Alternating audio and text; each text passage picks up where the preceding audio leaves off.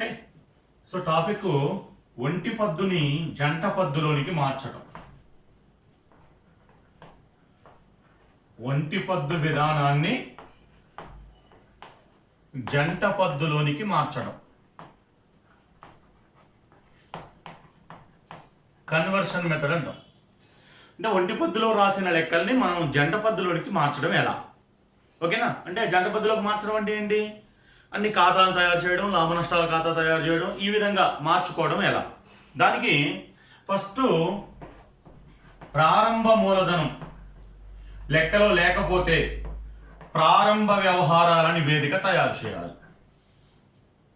ఓకేనా? ఇంతకు ముందు మనం లాభ నష్టాల నివేదిక కోసం ఏ విధంగా అయితే ప్రారంభ వ్యవహారాల నివేదిక తయారు చేశామో అదే విధంగా ప్రారంభ మూలధనం లేకపోతే ప్రారంభ వ్యవహారాల నివేదిక తయారు చేయాలి. ఓకేనా? నెక్స్ట్ ప్రారంభ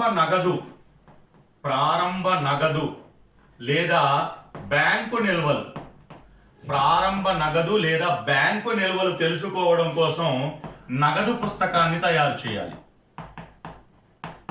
నగదు పుస్తకం తయారు చేయాలి. ప్రారంభ నగదు లేదా బ్యాంకు నిల్వలు తెలుసుకోవడం కోసం ప్రారంభ నగదు, బ్యాంకు, అలాగే ముగింపు నగదు, బ్యాంకు, ముగింపు నగదు, బ్యాంకు. ఓకేనా? ఇవి తెలుసుకోవడం కోసం.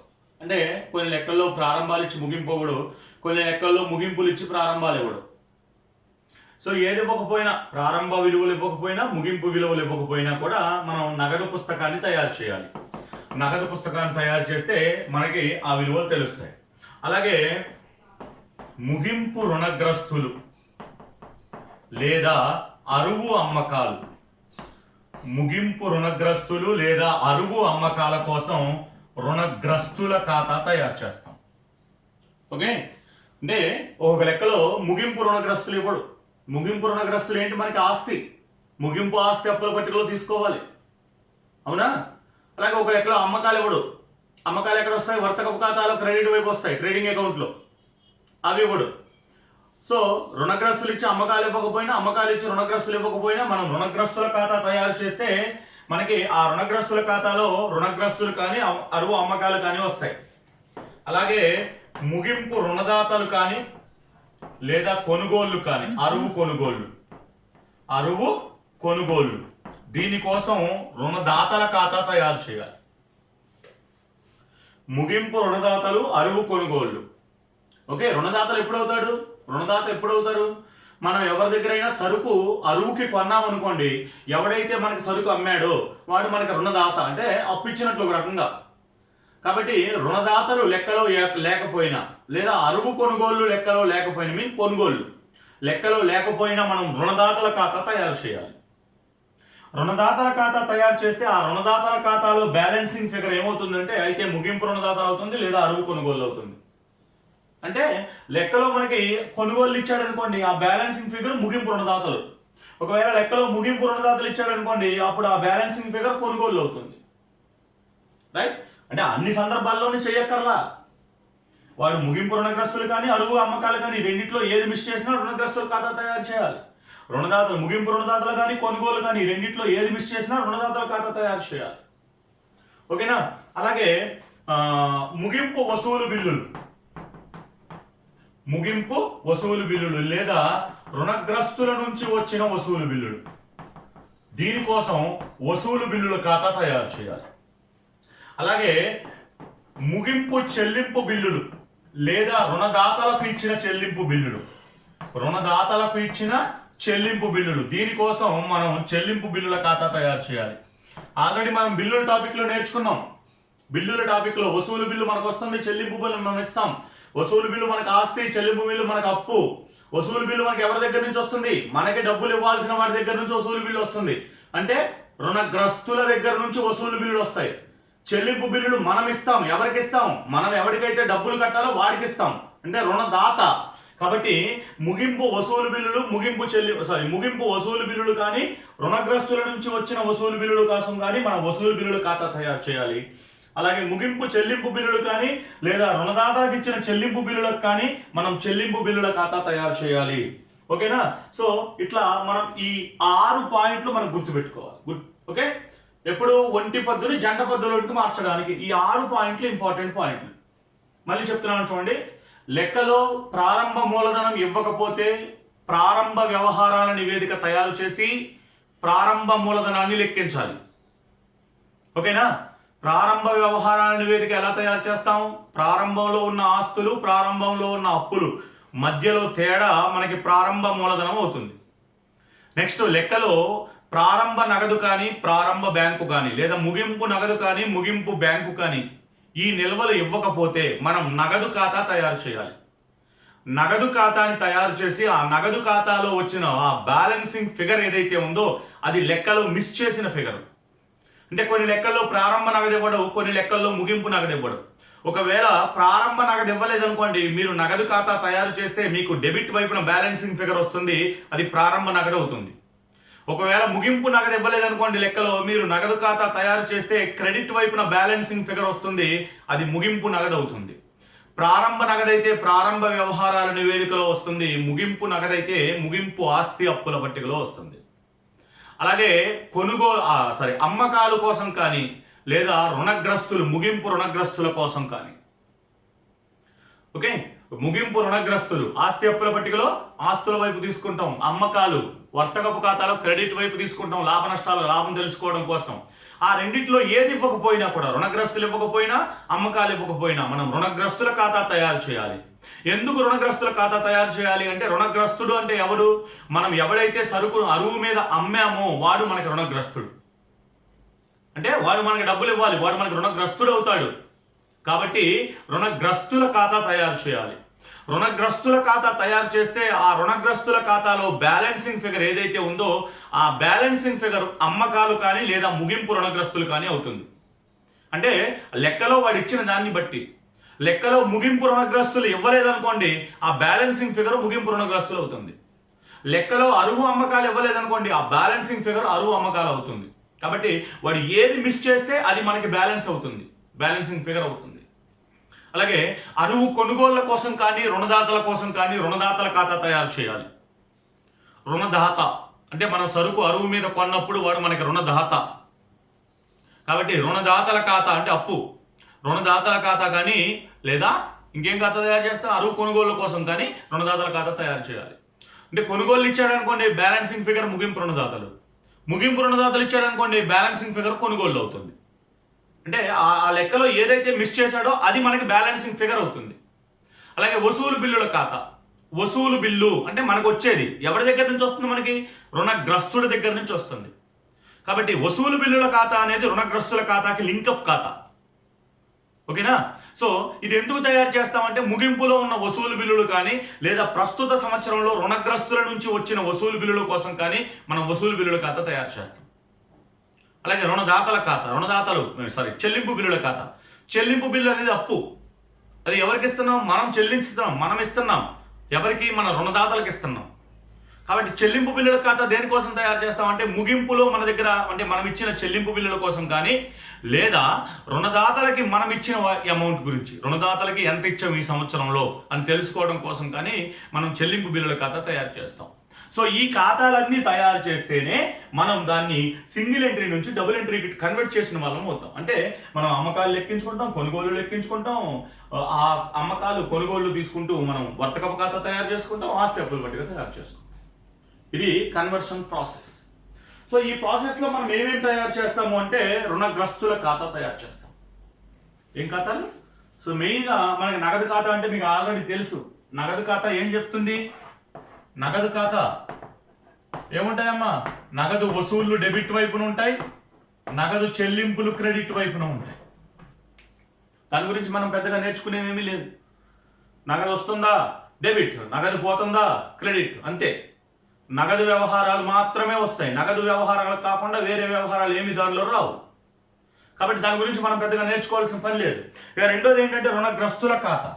సో రుణగ్రస్తుడు ఏంటి? మనకి రుణగ్రస్తుడు ఆస్తి, రైట్. సో రుణగ్రస్తుల ఖాతా, ఓకేనా? సో దీనికి సంబంధించి లింక్ ఉన్న ఖాతా ఏంటి అంటే వసూలు బిల్లుల ఖాతా. రుణగ్రస్తుల ఖాతాకి లింక్ ఉన్న ఖాతా వసూలు బిల్లుల ఖాతా. ఎందుకు? వసూలు బిల్లులు మనకు వస్తాయి. ఎవరి దగ్గర నుంచి వస్తాయి? రుణగ్రస్తుడి దగ్గర నుంచి వస్తాయి. కాబట్టి రుణగ్రస్తులకి లింక్ అప్ ఖాతా వసూలు బిల్లుల ఖాతా. సో రుణగ్రస్తుడు మనకేంటి? ఆస్తి. ఓకే, సో ఆస్తి ఏ నిల్వలో ప్రారంభమవుతుంది అంటే ప్రారంభ నిల్వని ఏ వైపున రాయాలి? మీకు ఆల్రెడీ ఎక్స్ప్లెయిన్ చేశాను. ప్రారంభ నిల్వని ఏ వైపున రాయాలి సార్? టు తెచ్చిన నిల్వ అని రాయాలా లేదా బై తెచ్చిన నిల్వ అని రాయాలా? ఖాతాలో ఏ వైపున రాయాలి సార్? దానికోసమే కదా మనకి ఖాతాలు 3 రకాలు. లేదా మీకు ఇంకోటి చెప్పాను. ఏం చెప్పాను? ఖర్చులు డెబిట్ నిల్వ, ఆదాయాలు క్రెడిట్ నిల్వ, ఆస్తులు డెబిట్ నిల్వ, అప్పులు క్రెడిట్ నిల్వ. అంటే మనం తయారు చేసే ఖాతా ఖర్చు అయితే డెబిట్ తో ప్రారంభించాలి, ఆదాయం అయితే క్రెడిట్ లో ప్రారంభించాలి. మనం తయారు చేసే ఖాతా ఆస్తి అయితే డెబిట్ తో ప్రారంభించాలి, అప్పు అయితే క్రెడిట్ తో ప్రారంభించాలి. సో రుణగ్రస్తులు ఏంటి? మనకి ఆస్తి. కాబట్టి దేంతో ప్రారంభిస్తాం? డెబిట్ తో ప్రారంభిస్తాం. టు తెచ్చిన నిల్వ. అలాగే వసూలు బిల్లులు కూడా మనకి ఏంటి? ఆస్తి. కాబట్టి ఏ నిల్వతో ప్రారంభిస్తాం? డెబిట్ నిల్వతో ప్రారంభిస్తాం. అంటే ప్రారంభ నిల్వ, తెచ్చిన నిల్వ. ఓకేనా? సో ఇప్పుడు ఒక ఐటము రుణగ్రస్తుల ఖాతాలో డెబిట్ లో తీసుకోవాలా, క్రెడిట్ లో తీసుకోవాలా? అంటే చిట్టాపద్దులు వస్తే హ్యాపీ. చిట్టాపద్దుల ఆధారంగానే మనం లెక్క చేయాలి. ఇప్పుడు కూడా రుణగ్రస్తుల నుంచి చూడండి, రుణగ్రస్తుల నుంచి వచ్చిన నగదు చిట్టాపద్దు ఏంటి? నగదు వస్తుంది, సంస్థలోనికి వచ్చేదాన్ని డెబిట్ చేయండి, ఇచ్చే వ్యక్తిని క్రెడిట్ చేయండి. నగదు ఖాతా డెటార్ టు రుణగ్రస్తుల ఖాతా. నగదు ఖాతా డెటార్ టు రుణగ్రస్తుల ఖాతా. రుణగ్రస్తుల ఖాతా ఏమైంది? క్రెడిట్ అయింది. అంటే రుణగ్రస్తుల ఖాతాలో క్రెడిట్ వైపున రాస్తాం బై నగదు అని. రైట్? సరుకు అరువుకి అమ్మకాలు. సరుకు అరువుకి అమ్మాం. అమ్మకాలు ఎప్పుడు? ఆదాయం క్రెడిట్ లో ఉంటాయి. మరి డెబిట్ ఏంటి? రుణగ్రస్తుడు. వాడి పేరు ఇవ్వలేదు కదా, కాబట్టి రుణగ్రస్తులు. చిట్టబద్దు ఏంటి? రుణగ్రస్తుల ఖాతా డెటార్ టు అమ్మకాల ఖాతా. ఏమైంది? రుణగ్రస్తుల ఖాతా డెబిట్ అయింది. కాబట్టి రుణగ్రస్తుల ఖాతాలో ఏ వైపున రాయాలి? డెబిట్ వైపున రాయాలి, టు అమ్మకాలు. ఇట్లా చిట్టాబద్దులని పట్టుకుని చిట్టాబద్దుల ఆధారంగా మనం చేయొచ్చు. లేదా ఒక షార్ట్ కట్ ఏంటంటే, ఏదైనా ఒక వ్యవహారం వల్ల మనకి డబ్బులు ఇవ్వాల్సిన రుణగ్రస్తుడు విలువ పెరుగుతుంటే డెబిట్ చేయండి, తగ్గుతుంటే క్రెడిట్ చేయండి. సింపుల్ గా మామూలు జనరల్ టాపిక్ లో జనరల్ గా ఆలోచించండి. జరిగిన వ్యవహారం వల్ల రుణగ్రస్తులు విలువ పెరుగుతుంటే, అంటే మనకి డబ్బులు ఇవ్వాల్సిన వాడి ఇంకా ఎక్కువ అవుతుంటే దాన్ని డెబిట్ చేయండి. ఒక వ్యవహారం వల్ల మనకి డబ్బులు ఇవ్వాల్సిన వాడు తగ్గుతుంటే దాన్ని క్రెడిట్ చేయండి. చూడండి, ఇప్పుడు ఫర్ ఎగ్జాంపుల్ ఒక వ్యక్తి ఎక్స్ అనేవాడు మీకు 500 రూపాయలు ఇవ్వాలి. ఈ రోజు వాడికి మీరు ఒక 200 సరుకు అరువుకు అమ్మారు. ఆల్రెడీ ఎక్స్ అనేవాడు మీకు 500 రూపాయలు ఇవ్వాలి. ఇప్పుడు మీరు వాడికి ఒక 200 రూపాయల సరుకు ఎక్స్ట్రా అమ్మారు. అంటే ఇప్పుడు వాడు ఇవ్వాల్సింది ఎంత? మీకు 700. అంటే ఏమవుతున్నాడు? పెరుగుతున్నాడు. ఎంత? 200. అది డెబిట్ లో రాయండి, టు అమ్మకాలు. ఓకే, సో ఇప్పుడు 700 ఇవ్వాలి వాడు మీకు. వాడు 400 రూపాయల డబ్బులు మీకు ఇచ్చాడు. అంటే రుణగ్రస్తుడు ఏమవుతున్నాడు? 400 ఇచ్చేస్తున్నాడు మీకు. ఇంకెంత ఇవ్వాలి వాడు? 300. అంటే ఏమవుతున్నాడు? రుణగ్రస్తులు తగ్గుతున్నారు. కాబట్టి ఆ అమౌంట్ ఎక్కడ రాయాలి? నగదు. ఇక్కడ రాయండి. అర్థమైందా? 100 రూపాయలకి వసూలు బిల్లు ఇచ్చాడు. 300 ఇవ్వాలి మీకు. వాడు 300లో 100 రూపాయలు వసూలు బిల్లు ఇస్తున్నాడు మీకు. ఇంకా వాడు ఇవ్వాల్సింది ఎంత? 200. అంటే ఏమవుతుంది? తగ్గుతుంది. వసూలు బిల్లు రావడం వల్ల తగ్గుతుంది. కాబట్టి బై వసూలు బిల్లు. సో ఎప్పుడైతే రుణగ్రస్తుల ఖాతాలో బై వసూలు బిల్లు అన్నారో ఇమ్మీడియట్ గా దానికి లింక్ ఉన్న టాపిక్ వసూలు బిల్లుల ఖాతా. సో రుణగ్రస్తుల ఖాతాలో బై బిల్లు అన్నాం కాబట్టి బిల్లు ఖాతాలో టు రుణగ్రస్తుడు. రైట్? రాని బాకీలు. నేను ఒక 50 రూపాయలు ఇవ్వను అంటున్నాడు వాడు. రాదు, వాడి దగ్గర నుంచి మనకు రాదు. వాడు మీకు 100 రూపాయలు ఇవ్వాలి. నేను 50 ఇవ్వగలుగుతాను, ఇంక 50 రూపాయలు నా దగ్గర లేవు అంటున్నాడు. అంటే వాడు ఇవ్వాల్సిన అమౌంట్ ఏమైపోయింది? 100 రూపాయల నుంచి 50 రూపాయలకి తగ్గిపోయింది రాని బాకీల వల్ల. అంటే రాని బాకీల వల్ల ఏమవుతుంది? రుణగ్రస్తులు తగ్గుతారు. కాబట్టి బై రాని బాకీలు. రైట్? అర్థమైందా? ఈ విధంగా మీరు ఒక విలువ వల్ల రుణగ్రస్తులు పెరుగుతుంటే డెబిట్ చేయండి, తగ్గుతుంటే క్రెడిట్. అలాగే వసూలు బిల్లుల ఖాతా కూడా మన వసూలు బిల్లుల విలువ పెరుగుతుంటే డెబిట్, తగ్గుతుంటే క్రెడిట్. Short cut. ఓకేనా? ఇప్పుడు బిల్లులు ఎండార్స్ చేసాం. మన దగ్గర జాగ్రత్తగా వినండి, మన దగ్గర 500 బిల్లులు ఉన్నాయి. 500 రూపాయల బిల్లులు మన దగ్గర ఉన్నాయి. అందులో 200 రూపాయల బిల్లు ఎండార్స్ చేసాం. ఎండార్స్ అంటే ఏంటి? మన బిల్లు మన రుణదాతకి ఇవ్వడం, మనకు వచ్చిన బిల్లు మన రుణదాతకి పంపించేయడం, ట్రాన్స్ఫర్ చేయడం. సో దానివల్ల ఏమవుతాయి? మన వసూలు బిల్లులు, మన దగ్గర ఉన్న వసూలు బిల్లులు ఏమవుతున్నాయి? తగ్గుతున్నాయి.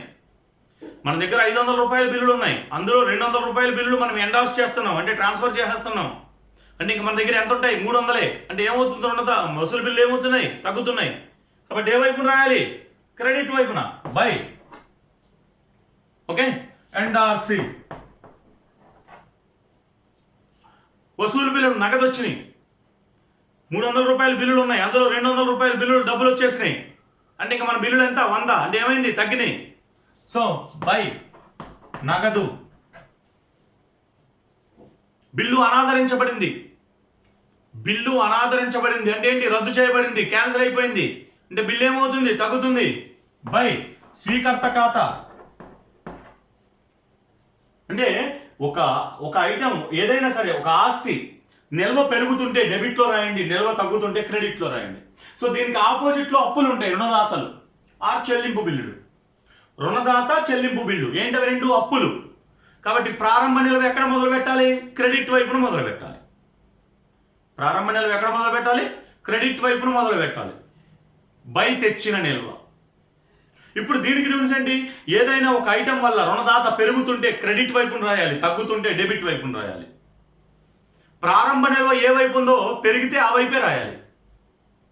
ఇప్పుడు రుణగ్రస్తుల ప్రారంభ నిల్వ డెబిట్లో ఉంది. రుణగ్రస్తులు పెరిగేదల్లా డెబిటే చేయాలి, తగ్గేదల్లా క్రెడిట్ చేయాలి. రుణదాతల ప్రారంభ నిల్వ క్రెడిట్లో ఉంటుంది. పెరిగేదల్లా క్రెడిట్ చేయాలి, తగ్గేది డెబిట్ చేయాలి. రైట్? అర్థమైందా?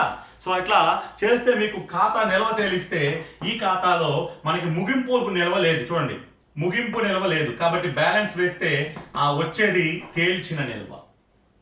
ఒక్కొక్క లెక్కలో తేల్చిన నిల్వ ఇస్తాడు. అప్పుడు ఆ బ్యాలెన్సింగ్ ఫిగర్ ఏమవుతుంది? అమ్మకాలు అవుతుంది. ఓకేనా? ఈ విధంగా మనం నగదు ఖాతా, రుణగ్రస్తుల ఖాతా, రుణదాతల ఖాతా, వసూలు బిల్లుల ఖాతా, చెల్లింపు బిల్లుల ఖాతా, ఈ 5 ఖాతాలు తయారు చేస్తాం.